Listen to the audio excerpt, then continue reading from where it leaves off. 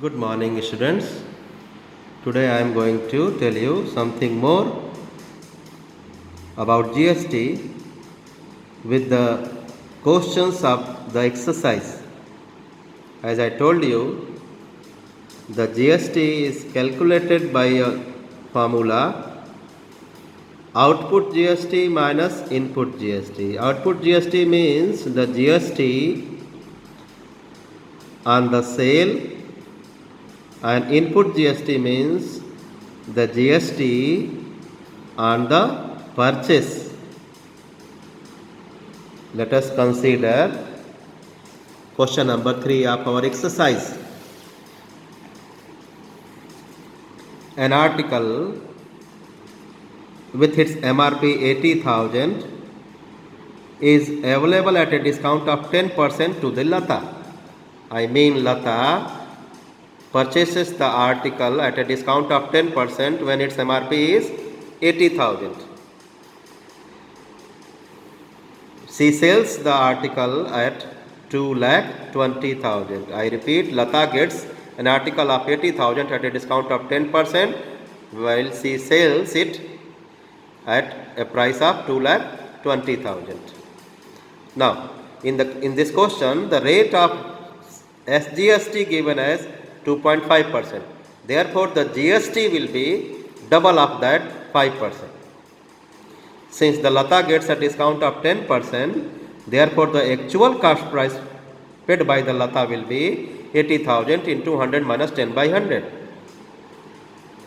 72,000. So cost price for the Lata is 72,000 and selling price is 2,22,000 and rate of GST is 5%. Since on the sale 2,20,000 and on the CP 72,000, rate of GST is a single one, 5%. Therefore, to calculate the GST, we will be using SP minus CP into R by 100 as a formula. So, SP is 2,20,000, CP is 72,000, rate is 5%. So, we get here 1,48,000 into 5 upon 100. On solving it, we get 7,400. Therefore, the Lata has to pay GST to the government as 7,400. Now, come to example number 5. I mean question 5 of our exercise.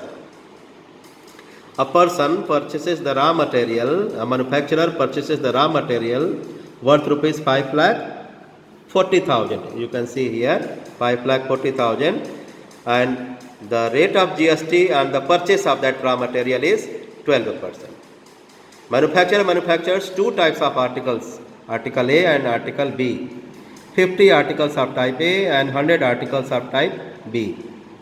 The base price of each article of type A is 5,000 while type B is 10,000.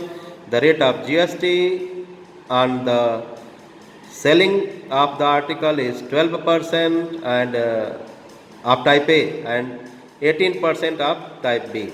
Two persons X and Y purchases these articles A and B.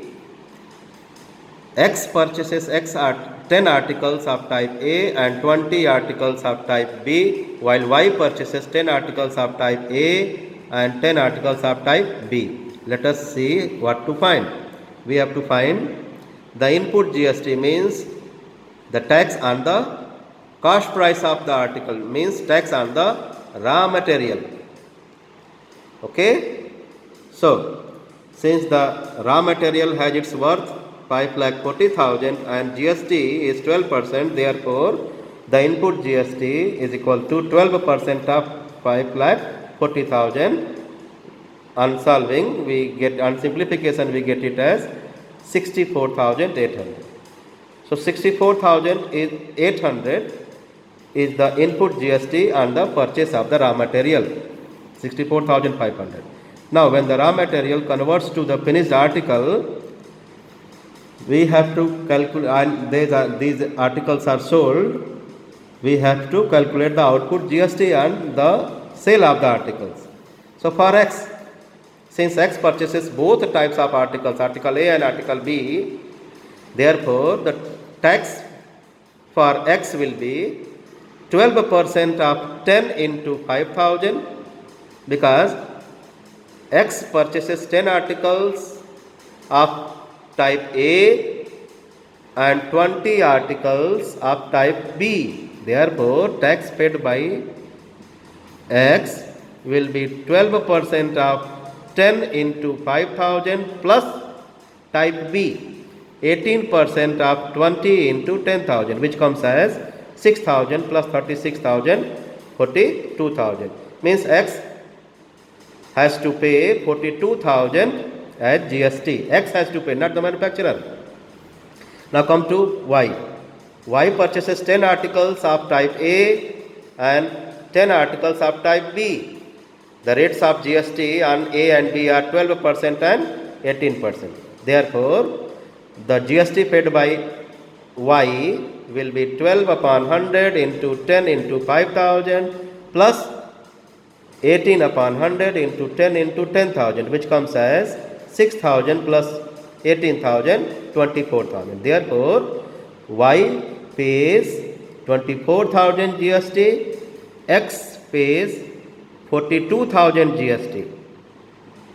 It means the manufacturer collects the total GST on the sale of the article from X and Y as 42,000 plus 24,000, 66,000.